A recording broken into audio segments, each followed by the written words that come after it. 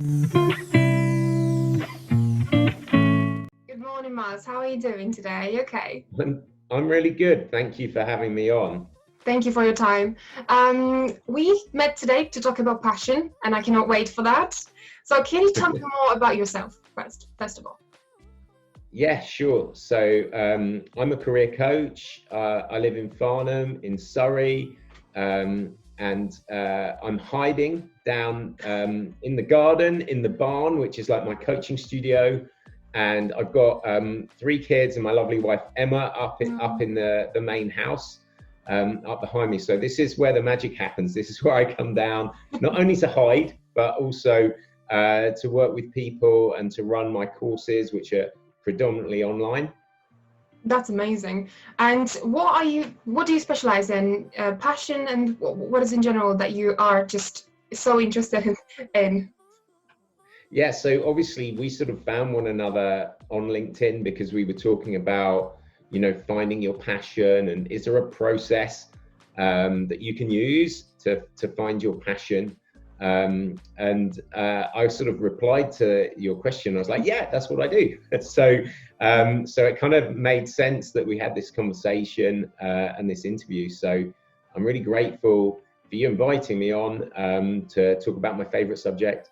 But yes, so I work with people in a number of different ways. I do have private clients. I also do some group coaching, and then I run coaching courses as well. And I've got 4 different coaching courses.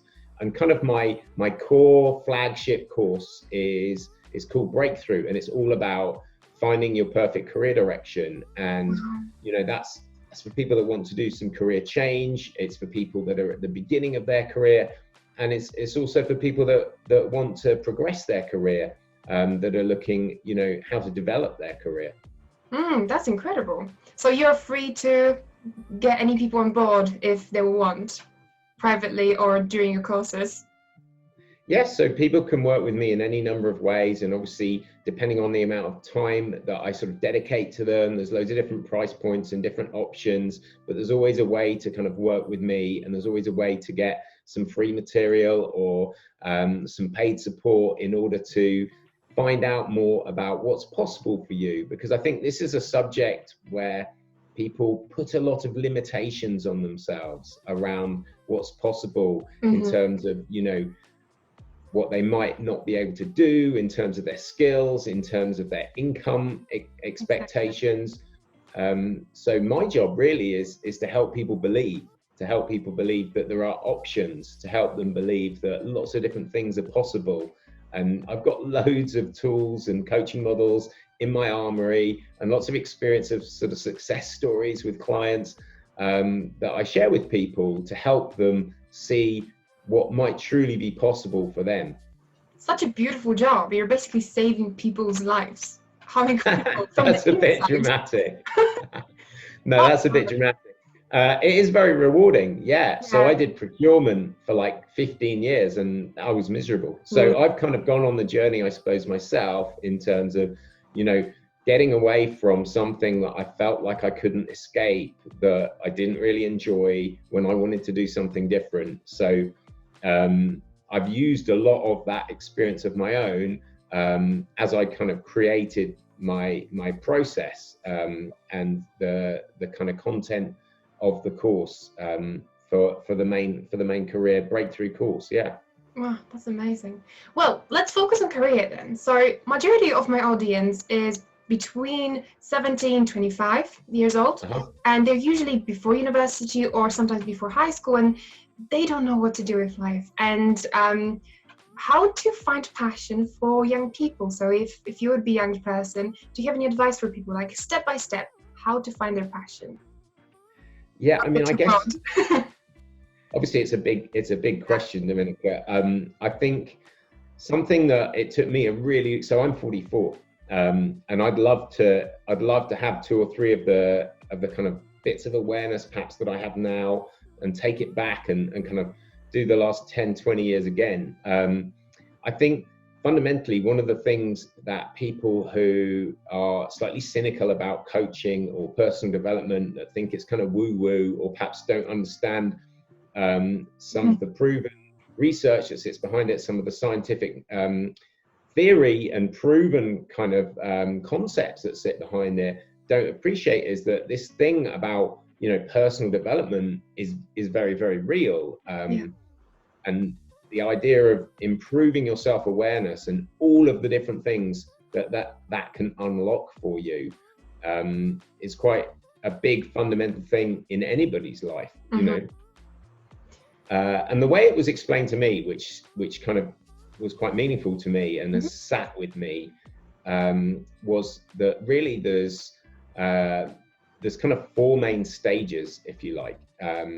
And the first stage is very much like self-awareness. So awareness of who you are, what's important to you, how you behave, and, you know, and what that really means, you know.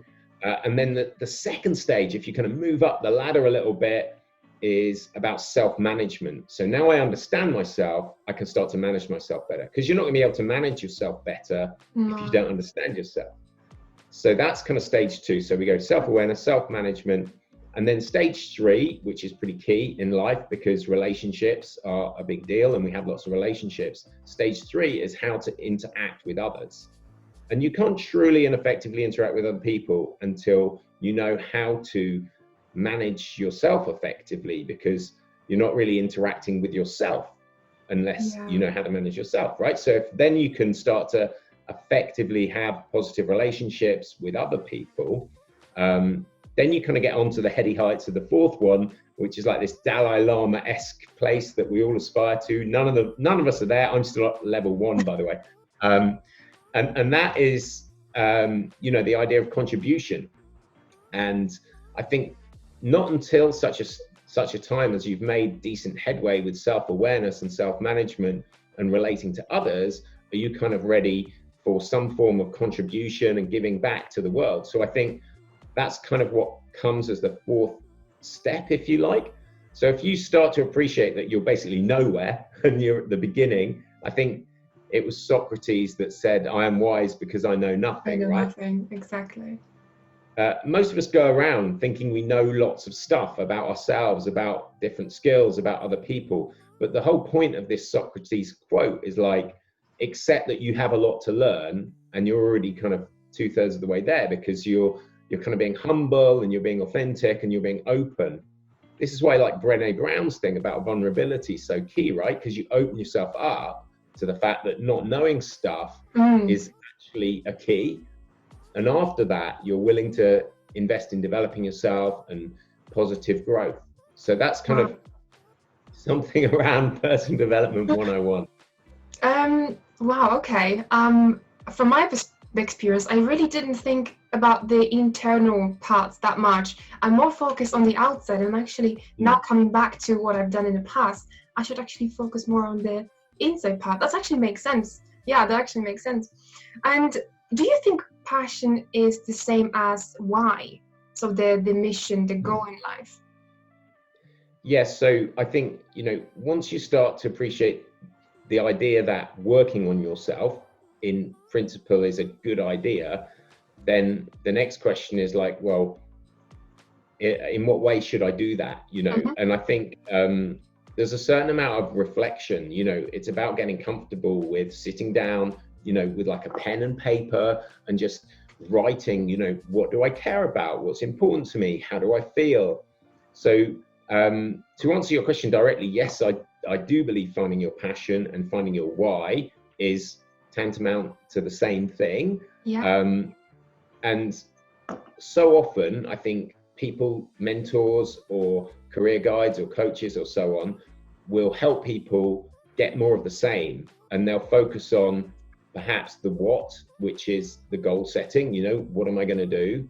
Or they'll focus on the how, you know, how am I going to implement that? What is the steps I need to take? What qualification do I need? Or what do I do next? Now I have a degree in X, or I have some interest in or study in X. I'm going to like go on and push my career in that direction. So my hypothesis, if you like, is that that's missing the key first step, the one you mentioned, which is finding your why, you know? So how do you do that?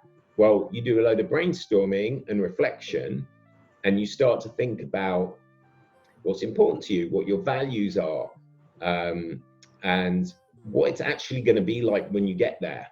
Exactly. What the content of a role might be, who you'll be surrounded by, what you'll spend most of the time doing, what it will actually feel like, you know. So I think there's a lot of soul searching and reflection that kind of needs to happen at the very, very early stages in order to start to look at the options for a clear direction, what the different characteristics need to be for you. And, you know, let's say there's 5, 6 key characteristics like income and what the activity is, how closely aligned to your passion it is, what the content of the role is. And you can dial each of these up and down depending on your own requirements, if you like. Exactly. Yeah. And then you can start to move perhaps closer to something that's going to inspire you more for the long term. Okay, wow. From my personal perspective, I see it the same way, but I actually took initiative and I went out to the world to experience, because when I sat down and I thought what I want to do in life, there was nothing in there. And I had to go out and I did some volunteering and I did some projects at university, and then I showed myself what I don't like and what I like, and I could pick up what actually was valuable for me. So I guess for me, without experience physically, I wouldn't be where I am, because there was nothing in here that I could pick up from. So 100% you have to discover yourself and sit down. And for some people, it's so hard to sit down with a pen and paper, isn't it? It's practice. Journaling, gratitude is the same thing what you said. That's incredible. There's always things that we like and care about, you know, whether that's something to do with being outdoors, or something to do with sort of deep thinking and analysis, or something to do with creativity, or something to do with reasoning of some sort. You know, there's always going to be skills that we have that are true to our personality, that matter to us. And so I think spending some time understanding what it is about them that we like, and kind of why we like them is certainly a key to deciding if that's something you want more of in your life. And for every one of us, however lost or blank the piece of paper might feel at the beginning, there are hopefully some things that we care about, that we like, that are important to us. And I think that's always a good start point. You know, write down 50 things on a piece of paper and then circle the 10 most important to you, and then take those onto a next piece of paper and write them out again, and circle the 5 that are the most important to you, and then try and think about what that says to you. That's a good practice. I like that.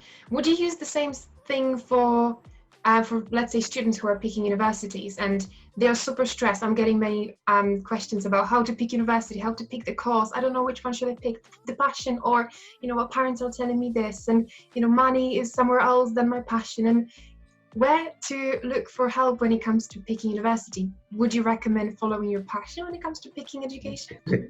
Yeah, so I'm probably going to give some terrible advice here that the parents out there are gonna hate when they're encouraging their kids to take like a vocational or a business-based course. I mean, I fundamentally believe that any business that you start or project that you have, you know, in this day and age particularly, you're going to need to learn online marketing skills. You're going to need to learn commercial skills. You're not going to be able to sort of sit back and be really, even if you're amazing at something, you can still earn no money, right?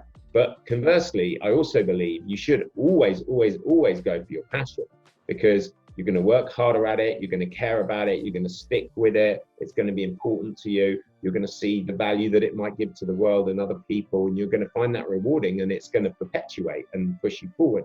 So I would say you can always earn money from your passion if you know how to commercialize it. And I would say you should always go for your passion, because otherwise, like me, you might spend 15 plus years in the wrong career and wish that you'd become a coach, you know, earlier in life. Unfortunately, I found it now, right? And other people do make transitions, but it is hard. Like making a career shift is really, really hard. So yeah, first advice, believe like that your passion can make you money, and go for your passion, and just, you know, keep at it and find what it is about it that drives you and makes you unique, you know. That's brilliant. Yeah. I think we have to finish here because we're talking a lot. Thank you very much for your time. If any one of you want to sign up for master sessions and private consulting, feel free to email him. I'm going to leave the details and links down below. And thank you very much for such a valuable information today. It was a pleasure to talk to you. Thank you for letting me speak about my favorite subject. I appreciate it. Our pleasure. You speak through passion and motivation, so it's great to listen to you anyway. So thank you very much, and wish you luck with your future projects. Thank you, and you. Take care. Bye-bye. Bye.